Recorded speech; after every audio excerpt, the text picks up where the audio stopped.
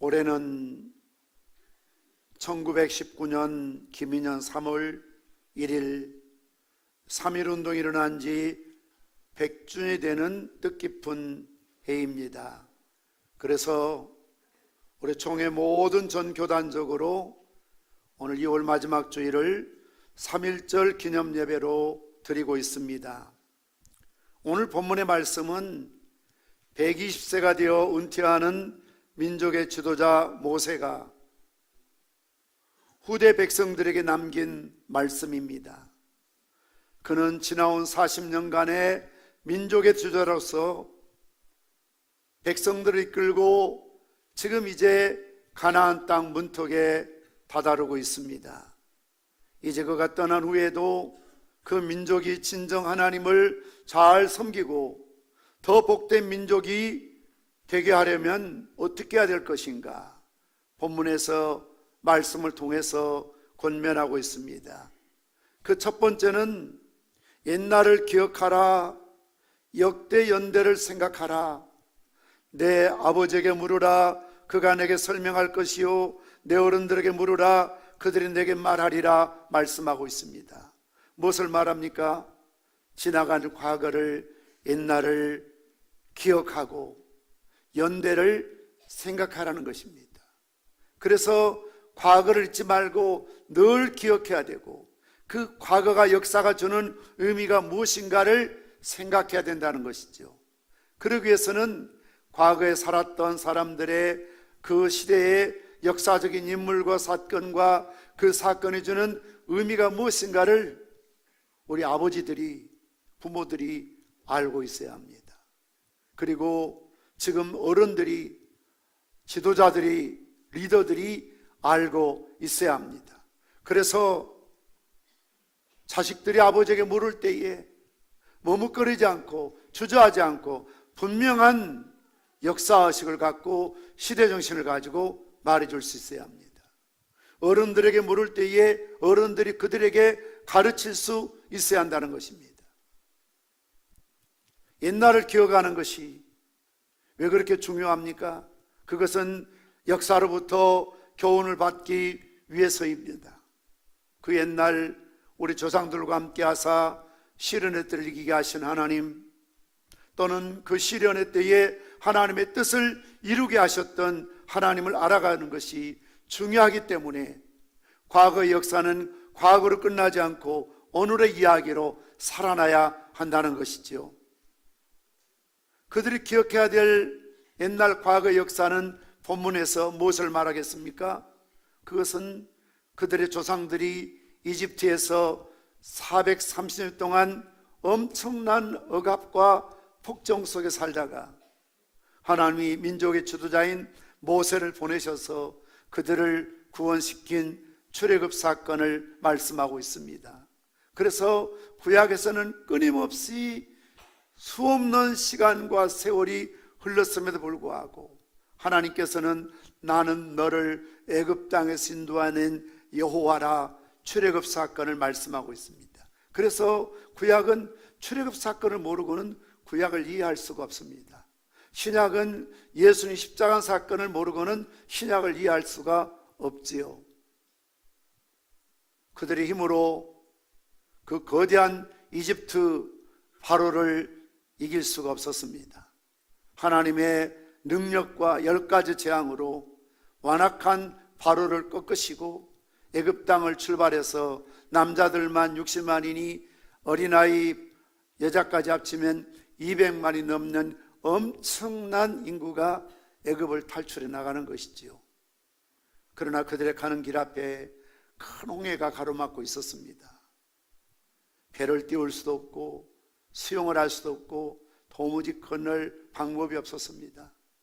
뒤에는 뒤늦게 후회한 애굽의 바로가 전차 부대를 이끌고 그들을 잡기 위해서 추격해 오고 있습니다. 하나님께서 모세를 통하여 홍해를 가르게 하시고 마른 땅을 건너는 것처럼 이스라엘 백성들이 건너갈 즈음에 추격하던 이집트 군사들은 닫힌 열렸던 그 홍해를 닫히게 하심으로 수장되어 몰살당했던 것을 볼 수가 있습니다. 지금도 홍해 밑바닥에는 그런 전차들이, 그런 유물들이 발견되고 있다고 합니다. 그들이 광야길에 들어서서 40년 동안 거칠고 메마른 땅이지만 하나님께서는 그들을 줄이지 않도록, 목마르지 않도록, 그들의 발이 부릅뜨지 않도록, 의복이 헤어지지 않도록, 눈동자와 같이 아비가 자식을 불쌍히 여긴 같이 그들을 보호하시고 마치 새가 그 새끼를 날개 아래 품듯이 품으시고 40년의 광야길을 마치도록 했습니다. 그러나 이런 하나님 놀라운 구원과 은혜와 기적을, 임재를 경험하며 살아가는 이스라엘 백성들은 끊임없이 하나님 앞에 불평합니다. 원망합니다. 그래서 땅이 갈라져 죽기도 하고 때로는 불뱀에 물려 죽기도 하고 심지어는 그들의 불신앙적인 그런 태도 때문에 여호수아 갈렙교회는 약속의 땅을 목전에 두고도 들어갈 수가 없었습니다. 1세대가 다 매장되고 말았던 것을 보게 됩니다. 그러니 과거에 하나님 베푸신 은혜를 기억하고 있지 않아야 되지만 너희들의 조상들의 죄를 기억하고 너희들은 다시 그와 같은 불신앙적인 불평과 원망을 하지 말라는 것이죠. 그것을 생각하고 기억하라는 것입니다. 철학자 헤겔은 말하기를 사람들은 역사로부터 아무것도 배우지 않는다. 그래서 당하지 않아도 고통을 다시 받는다고 그랬습니다. 역사의 교훈을 망각해버리면, 역사의식이 없으면 시대정신을 가질 수가 없습니다. 그래서 과거에 경험했던 쓰라린 실패를, 시행착오를 경험하면서 지금도 되풀이할 수밖에 없다는 것이죠. 그래서 우리는 역사를 알아야 됩니다. 우리가 3.1운동을 기억해야 될 이유가 무엇입니까? 그 시대를 살았던 많은 독립투사들, 열사들, 의사들, 독립운동가들, 무엇보다도 우리 신앙의 선배들이 어떻게 하나님 앞에 애국정신으로 나라를 사랑했는지, 하나님께서 어떻게 역사를 베풀어 주셨는지 그들의 헌신을 기억하고 그들이 오늘날 한국 사회에 미친 선한 영향력과 교회에 미친 사명이 무엇인가를 우리는 시대정신을 가지고 깨달아야 된다는 것입니다. 역사학자인 E.H. 칸은 역사에 대해서 정의하기를 역사란 과거와 현재 끊임없는 대화라고 그랬습니다. 그래서 역사 공부가 머리 아프고 기억하기 어렵고 외우기 힘들지만 그래도 학교에서 역사 공부를 중시해야 되는 것은 과거와 현재 끊임없는 대화를 통해서 미래를 우리는 준비할 수 있다는 것이죠. 그래서 우리는 과거 역사를 생각해야 되고 과거 역사를 잊지 않고 기억해야 하는 것입니다. 개인에게 다 개인의 역사가 있습니다. 삶의 스토리가 있습니다. 여러분 자녀들에게 이야기하십시오. 3월 1일이면 저희 아버님, 어머님 추도 기념 예배를 드립니다.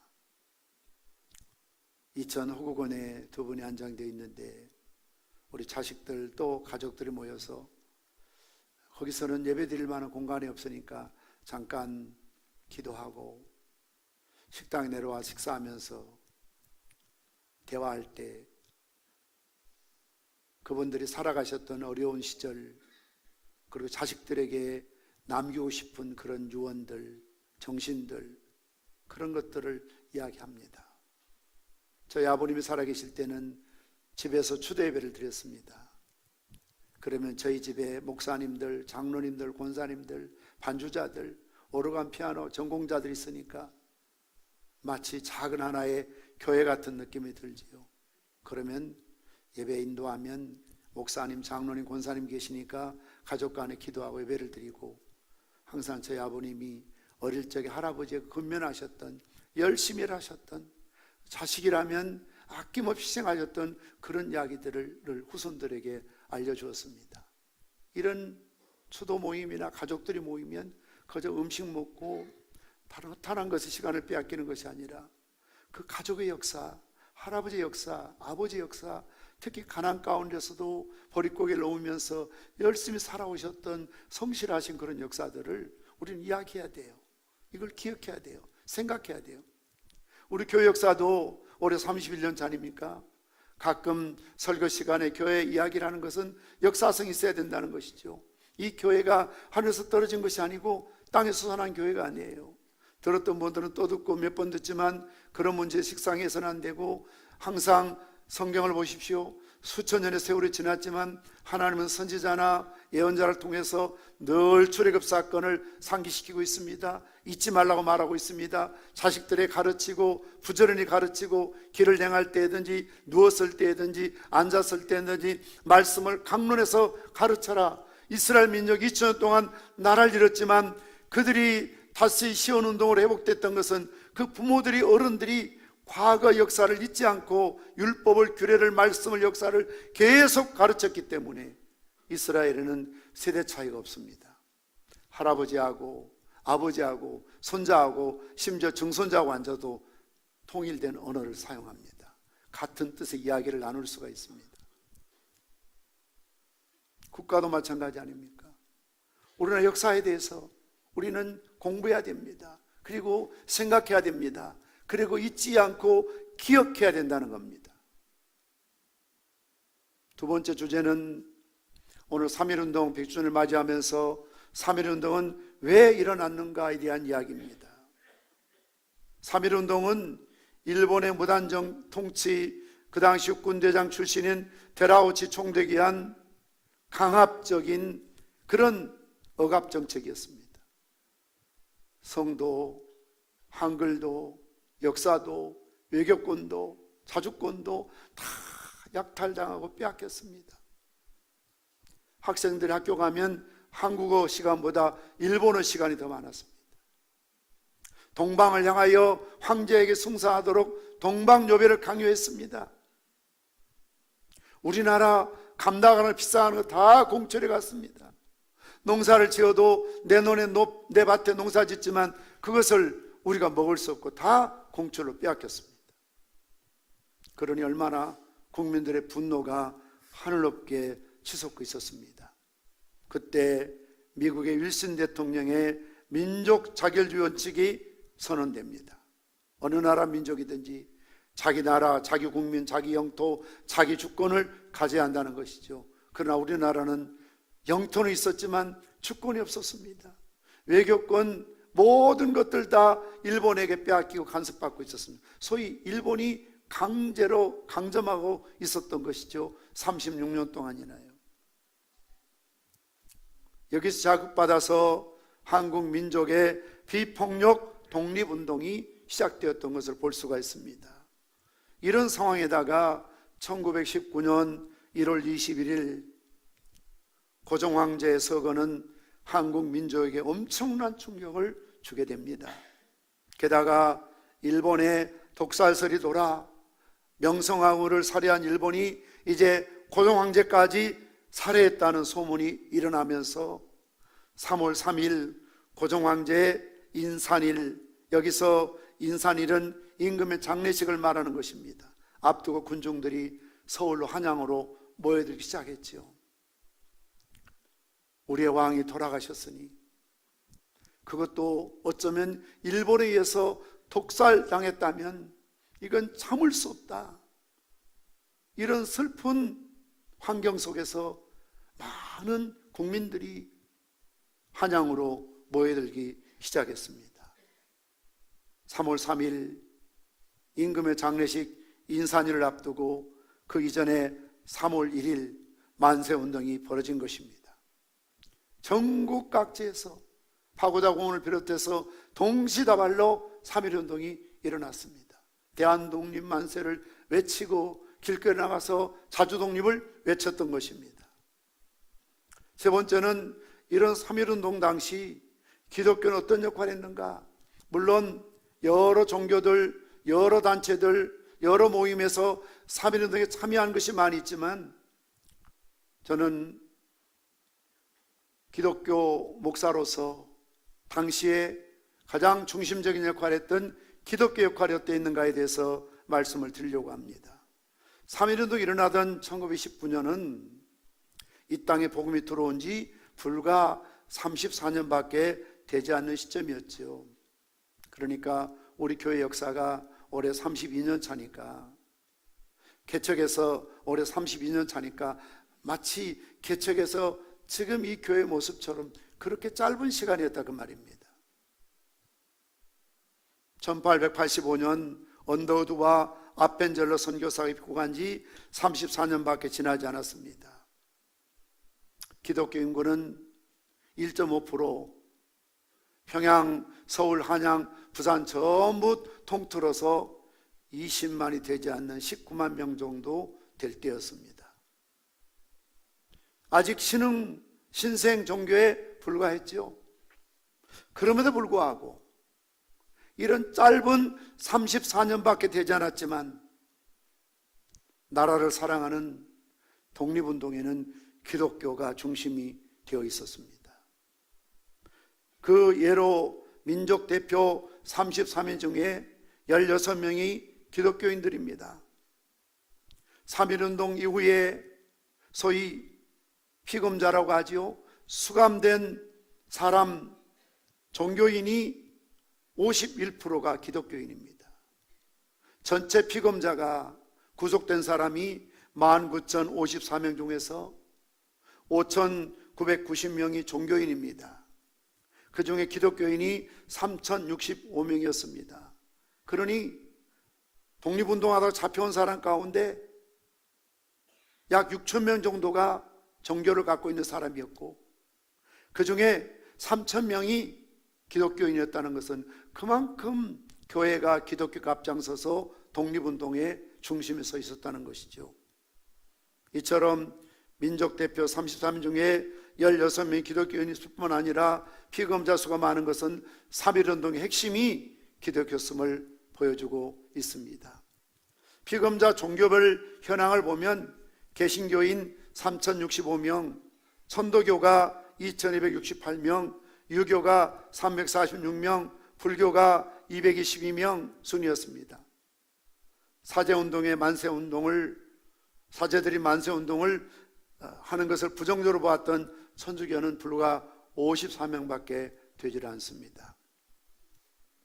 민족 대표 손병희 선생, 천도교 교주이죠. 이승훈 장로님에게 이렇게 부탁을 했답니다. 자금은 천도교가 부담할 테니 인원동원은 기독교가 맡아달라. 천도교가 자금이 많이 있었던 모양입니다. 그러니 3.1운동하는 이 독립자금을 우리가 댈 테니까 가장 네트워크가 잘 돼 있는 교회가 앞장서서, 기독교가 앞장서서 독립운동을 해달라. 왜냐하면 지금도 그렇습니다만 이 교인들만큼 자주 모이는 이런 모임이 없잖아요. 새벽기도에 모이죠. 매일이요. 수요일에 모이죠. 철야에 모이죠. 구역예배, 가정예배 드리죠. 주일 낮에 저녁에 모이지 않습니까? 그리고 얼마나 결속들이 잘 돼 있습니까?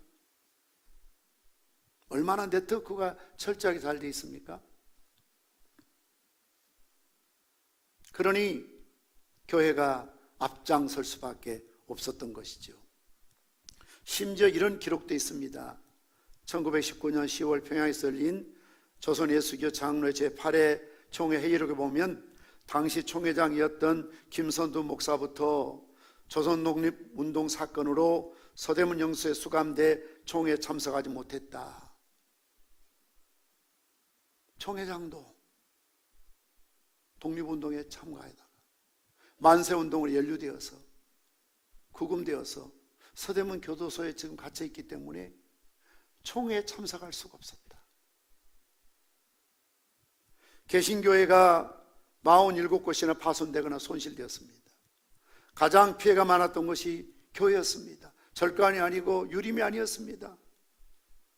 왜냐하면 교회가 독립운동, 시운동의 중심 세력이었기 때문에 그렇습니다. 일일이 다 자세히 설명할 수 없지만 강서 사천교회 학살사건, 정주교 학살사건, 강계교회 학살사건, 위원교회 학살사건, 서울 십자가 사형사건, 북간도 노르바이 교회 및 서간도 각지교회 학살사건, 정조산학교 피소사건, 수원 제암리교회 학살사건이 전형적인 예가 되는 것입니다. 이 중에서도 저도 다녀왔습니다만 수원 제암리교회 학살 사건은 일제가 얼마나 무자비하게 개신교회를 탄압했는가를 단적으로 보여주는 예가 되는 겁니다. 1919년 4월 15일 오후 2시, 그 당시 일본의 중이었던 아리타 토시오가 일본군들을 데리고 와서 제암리교회 성도들을 35명을 교회 안으로 다 들어가라고 그랬습니다. 그리고 밖에서 문을 걸어 잠그고 총을 쏘았습니다. 흔적을, 증거를 없애기 위해서 불을 질러서 다 태워버렸습니다. 거기에는 남녀노소뿐만 아니라 어린아이들도 있었습니다. 제암리교회 뒷동산에 죽은 사람들을 기념 묘비를 세워놨는데 아주 작은 묘비가 있어요. 그건 아이의 무덤이라는 겁니다. 뱃속에 있는 아이도 죽었습니다. 엄마 따라서 울던 젖먹이 아이들도 그 안에서 총에 맞아서 불에 타서 죽었습니다. 이것은 단순히 제암리 만해의 사건은 한 교회에 대한 학살이 아니고 민족의 독립의지를 항일운동으로 직결시킨 기독교에 대한 보복이었다는 상징적인 의미를 갖고 있습니다. 이렇게 3.1운동에 기독교가 앞장섰다는 것, 결의의 아픔을 가슴에 품고 하나님이 허락하신 삼천리반도 금수강산 조국의 미래를 위해서 분연히 일어났습니다. 앞에 말씀드린 것처럼 당시 전체 인구의 1.5%에 불과한 19만 명에 불과한 기독교인들이 어떻게 3.1운동 그 엄청난 일들을 주도할 수 있었는가? 이것은 역사의식과 시대의 아픔을, 조국의 문제를 나의 문제로, 내 교회의 문제로, 신앙의 문제로 알고 적극적으로 발벗고 나섰다는 것이죠. 전국적으로 3.1운동이 일어났습니다만 저는 오늘 특별히 우리 양산에서 일어난 3.1운동에 대해서 두 가지 측면의 말씀을 드리고자 합니다. 첫째는 신평마을과 양산 장날 3.1운동 스토리입니다. 서울에서 3.1운동에 참여했던 오태견이 한용운의 지시로 통도사에 내려와서 통도사 강원, 그 당시 공부하고 있는 승려를 가리킵니다. 학생들과 만나서 만세 시위를 할 것을 결의하고 1919년 3월 13일 신평마을에서 시위를 일으켰습니다.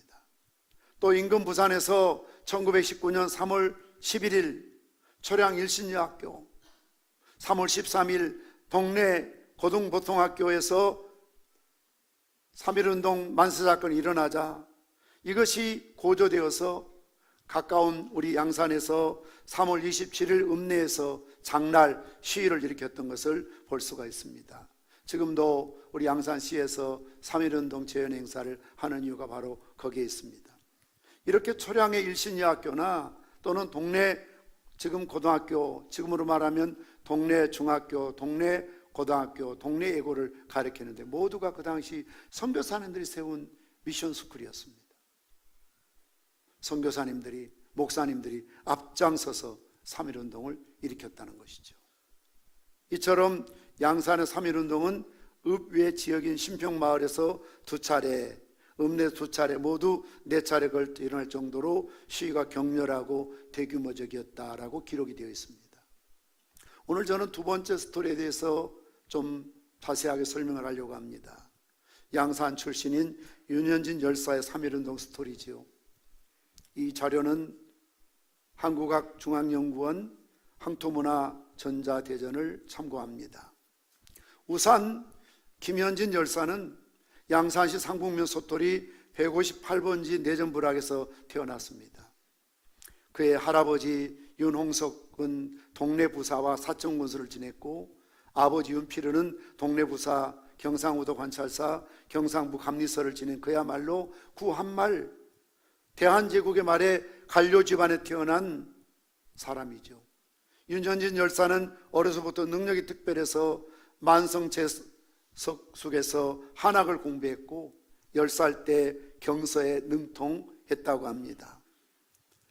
그리고 윤현진 열사는 1908년 숙부 윤상은 씨가 세운 구포 구명학교를 이래로 졸업하는데, 그 숙부 삼촌인 윤상은 씨는 신학교를 졸업하고 목사이면서 독립운동하고 부산대 총장까지 지낸 아주 훌륭한 분이시죠. 그 후로 그는 중국 남경, 북경, 상해 등을 여행하면서 새로운 문물과 애국의 여러 인물들을 접했고 1912년에 일본 명치대학교 법학과에 유학하여 조선 유학생 하구의 총무를 지냈습니다. 우리가 가끔 옛날 인물들 보면 일본 대학 졸업한 분들이 많이 있거든요.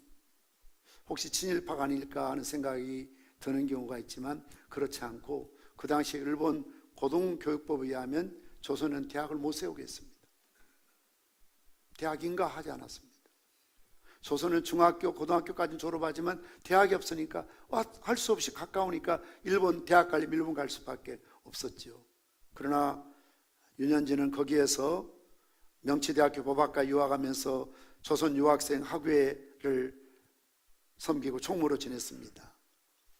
학회는 1914년부터 학회의 소식과 각종 문학작품을 다루어 우리나라 학술계와 사상계에 큰 영향을 미친 학지광이라는 것을 발간하게 되는데, 윤 열사는 학지광 제5의 글을 남기기도 했습니다.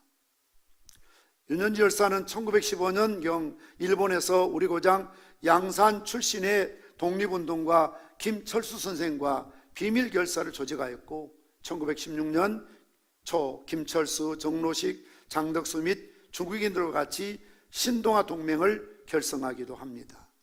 그 뒤로 귀국해서 대동 청년단에서 활동하고 1917년 고향인 양산에서 청소년을 교육시키는 의춘학원을 설립하여 후진에 힘쓰고 일본 상인을 대항하기 위해서 의춘상행이란 소비자업을 만들어 운영하는데 우리나라 최초의 국민 소비조합 운동이었고 1919년도에는 경남은행 마산지점장을 맡아 활동하기도 했습니다. 3.1운동 당시에는 고향 양산에서 만세시위에 적극 가담하였고 한국유림의 파리장서 운동, 이것은 한국유림 137명이 파리 평화운동에 한국 독립청원서를 보내야 되는데 한자로 써진 것을 영어로 윤현진 열사가 번역하죠. 그는 중국어나 영어에 능통한, 일본에 능통한 사람이었기 때문에 그렇습니다. 결국 양산에 일어난 3.1운동 사건으로 인해서 윤현진 열사는 탄압을 받게 되고 국내에 머물 수 없어 상해로 망명을 하게 됩니다. 1919년 4월 상해 임시정을 출범하자 적극적으로 참여하였고 상해 임시정부의 지방선거에서 김창숙, 유경안, 김정묵, 백남규, 김갑 등과 함께 경남도의원으로 선출되고 신익기득과 함께 내무위원으로 선출됩니다. 윤현지 열사는 상임위원회 구성에서도 재무위원장을 맡아서 모든 재정을 관리하고 살림을 살고 독립자금을 대는 일에 앞장서게 되는 것이죠. 또 외무위원회 이사로 선임되어 임시정부에서 열심히 활동했던 인물입니다. 그는 백삼무역의 설립에 관여했고 양산에서 일금 상해와 의춘양행 운영했던 윤현진의 열사 형인 윤현태 선생과 깊은 관련을 맺고 있습니다. 특별한 기사 중에 하나는 옛날 양산시민신문에서 특집으로 다룰 때 그 당시 윤현진이 사재를 털어서 30만 원, 지금 돈으로 계산하면 약 300억이 된다고 합니다. 엄청난 돈이죠. 그 당시에 30만 원은 죄송합니다. 지금의 300만 원 정도 되는데요. 그 돈을 가지고 나가기도 힘들고 전달하기도 힘드는데 제가 신문기사에 보니까 선교사를 통해서 상해 임시정부에 전달했다는 기사가 있더라고요.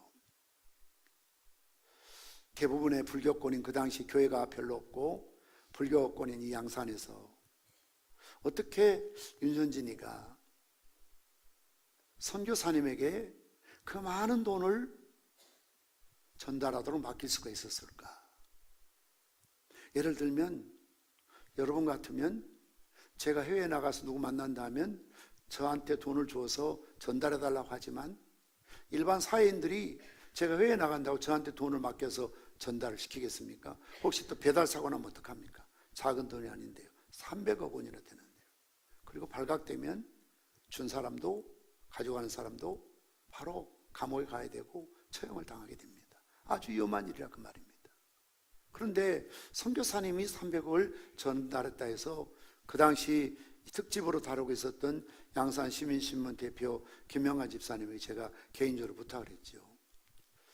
양산에 자랑하는 독립열사 윤현진 씨가 선교사님에게 그 어마어마한 돈을 맡겨서 임시정부에 전달했는데 혹시 윤현진이가 크리스찬이 아닌지 확인해 보라고.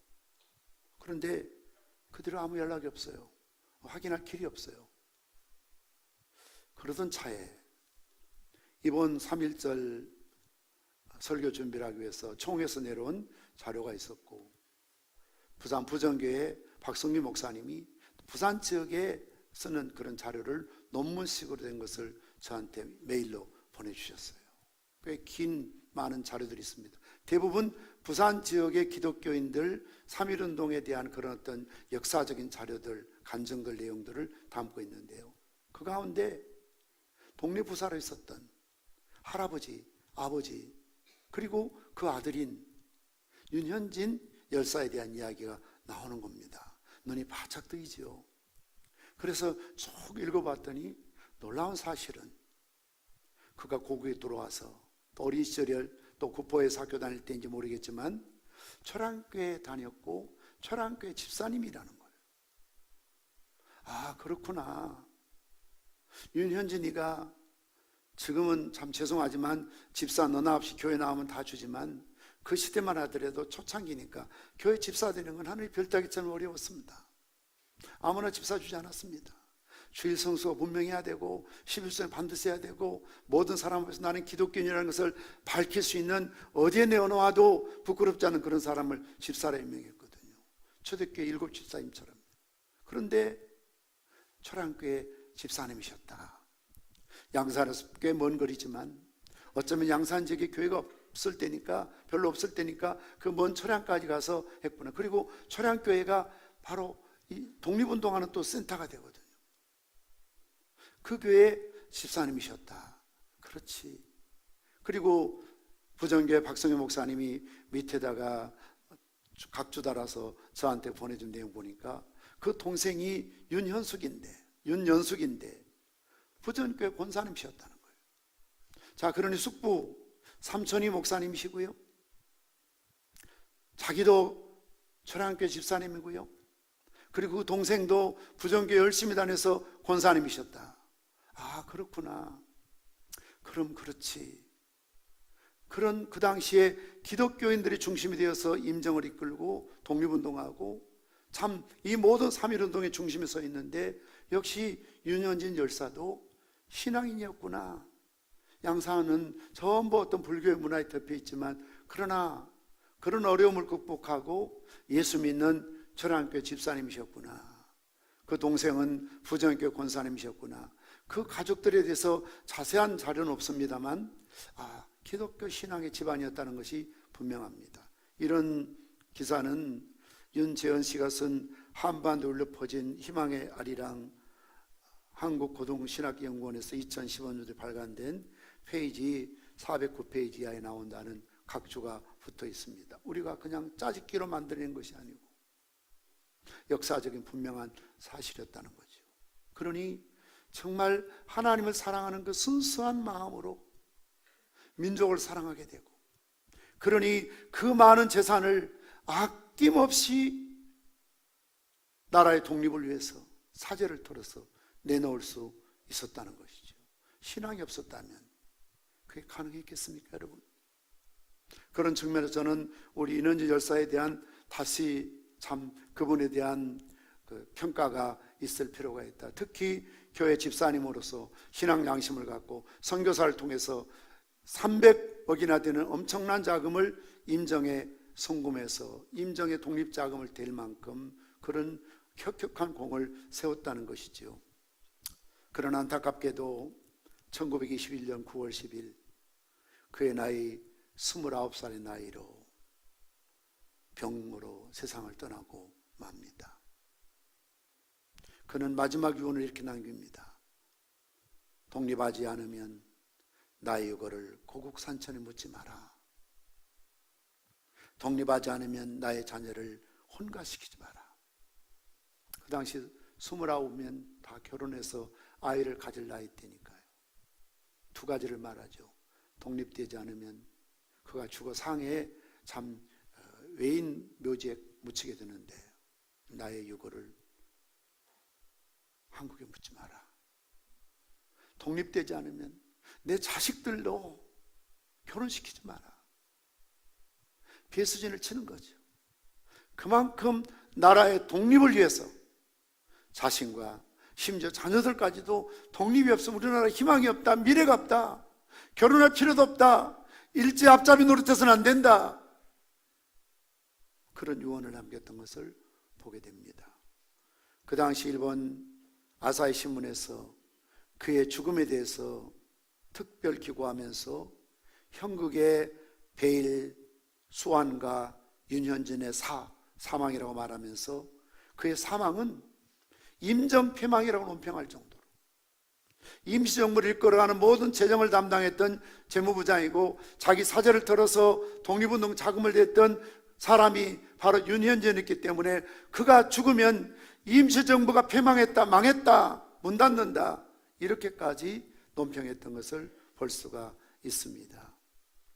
양산시에서는 1959년 춘추공원의 기념비를 건립하고 몇 년 전에 흉상을 제막을 했습니다.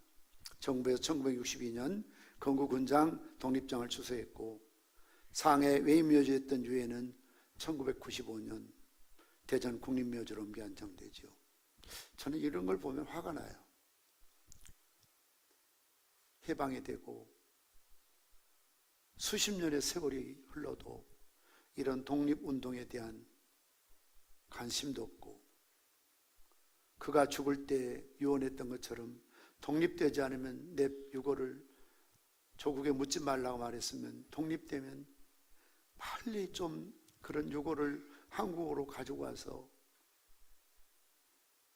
국립묘지나 양산이나 어디에 좀 안장을 했더라면 좋을 뻔했는데 어떻게 해서 1995년도까지 그렇게 상해에서 외롭게 외인묘지에 방치되어 있었을까? 참 너무 무관심한 거 아니냐. 역사의식이 없다는 거죠. 이스라엘은 그렇지 않아요. 말씀의 결론을 맺으려고 합니다. 역사학자인 리드는 사람은 자기 출지 역사적 배경과 기원에 대한 지식을 소유할 때 비로소 사람으로서 성장한다. 그러므로 역사라는 것은 사람으로 성장하는 절대적인 필요한 것이다. 사람은 과거를 예상하고 자기보다 앞서간 사람들이 성취해 놓은 사실들을 탐구할 수 있을 때에야 어떤 식으로든 그 사람보다 더 전진할 수 있다. 역사를 모르면 몸은 성장하고 지인은 성장할지 모르지만 사람 구실을 못한다 그 말입니다. 앞에 일어놓은 이런 위대한 사람들을 알 때 우리는 그 위에 딛고 일어설 수 있다 그 말입니다. 우리가 100년 전 선배 기독교인들이 하나님의 뜻 안에서 애국운동을 제대로 알 때에 우리와 대한민국은 미래를 향해 전진할 수가 있습니다.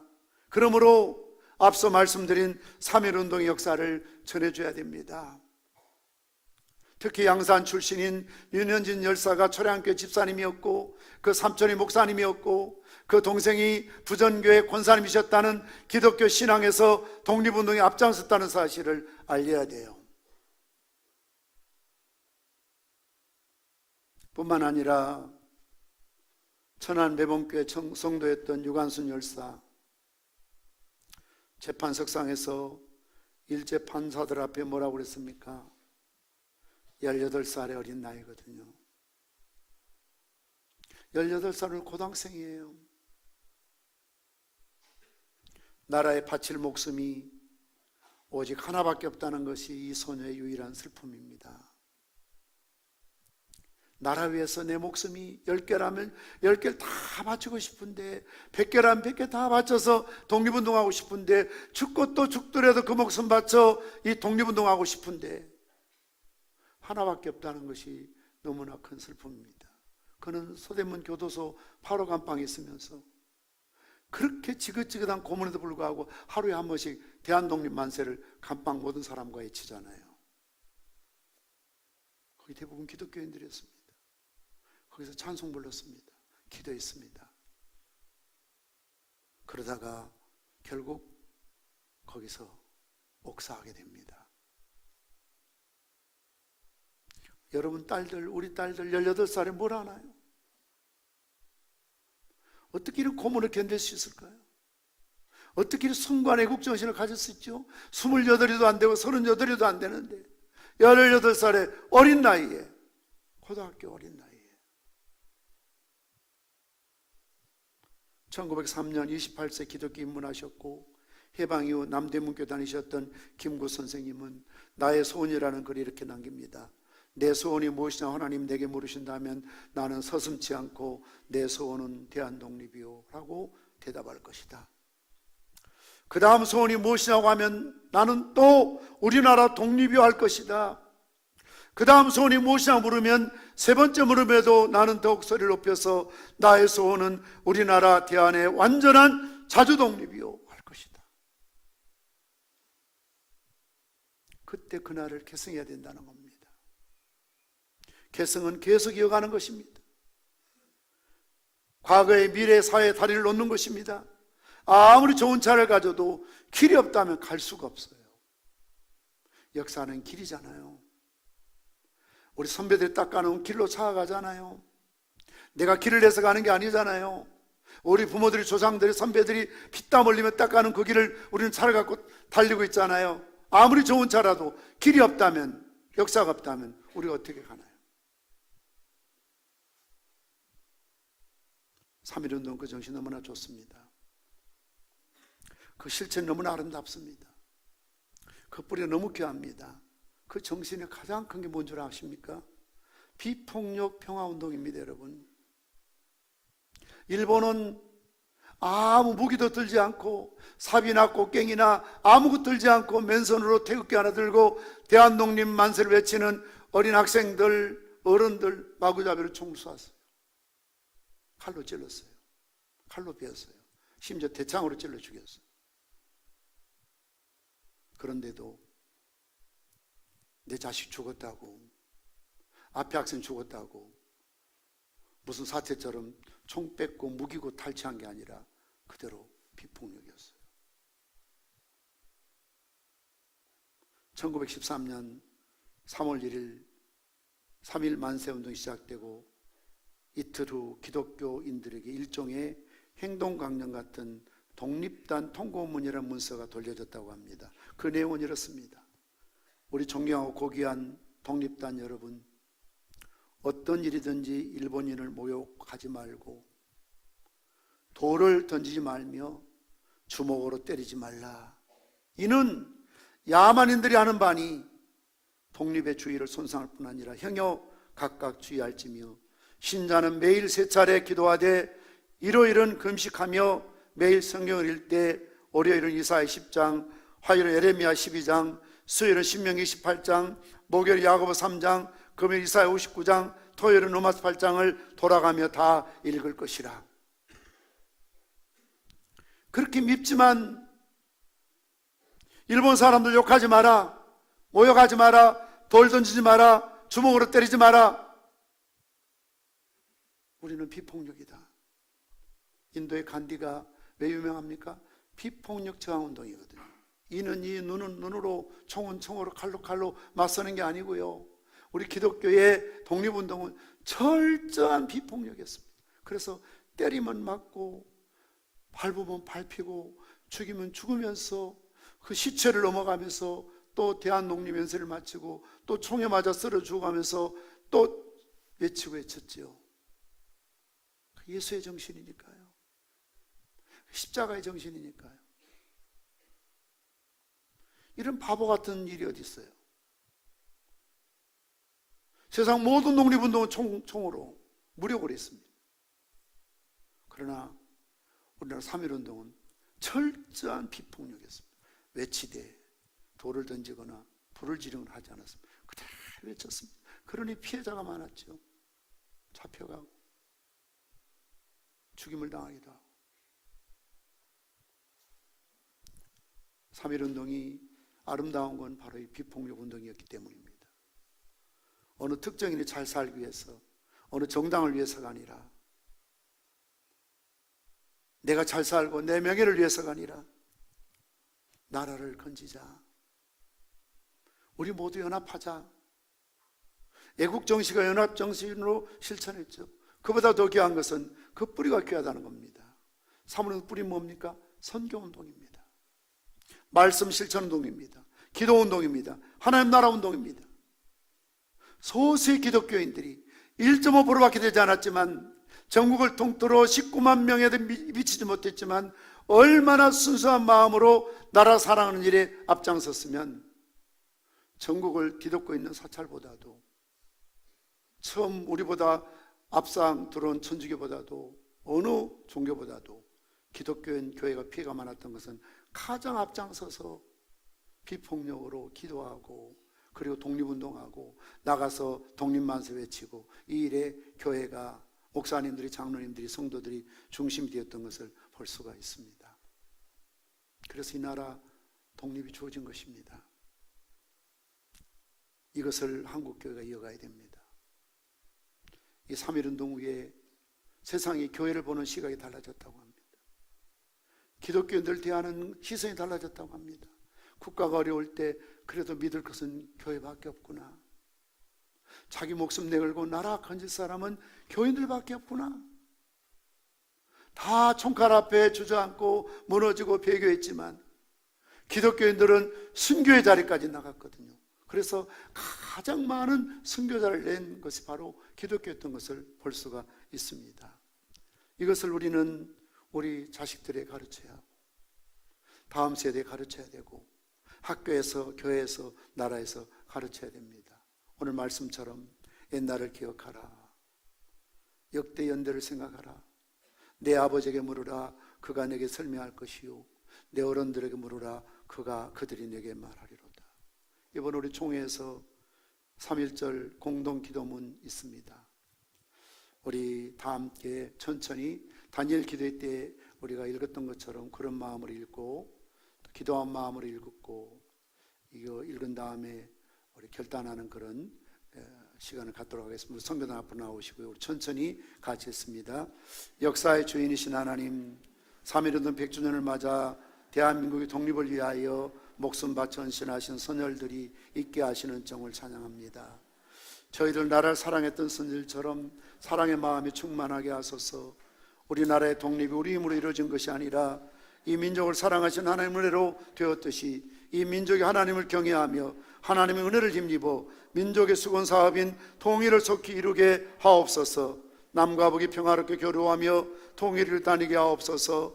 하나님의 공의가 하수같이 흐르게 하시며 각자가 자기 역할에 충실하게 하옵소서. 더 이상 외세 침을 받지 않고 부국강병을 이루가며 가난하고 소외된 이웃과 민족들을 넉넉히 돕는 나라 되게 하옵소서. 동북아 국가들이 화목하여 평화를 누리게 하옵소서. 한국의 교회들이 영적으로 크게 부흥되게 하시어 하나님만을 섬기는 민족의 등불이 되게 하옵소서.